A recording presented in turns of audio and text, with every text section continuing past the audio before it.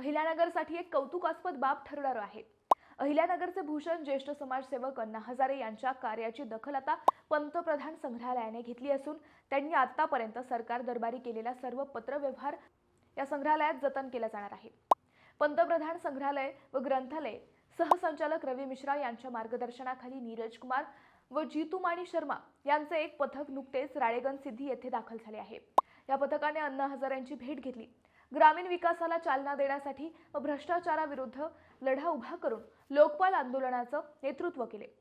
तुमचे पेपर्स खूप शैक्षणिक व ऐतिहासिक मूल्याचे असतील।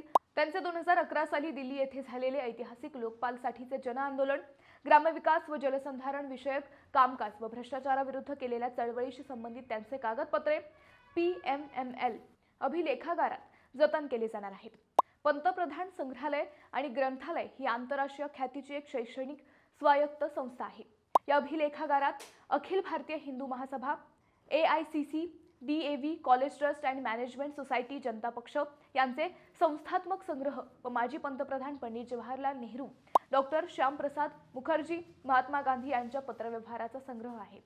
तेथे आता अण्णा हजारेंचे पत्र जतन होणार आहे। मंडळी, यासाठी एक लाईक तर बनतोच।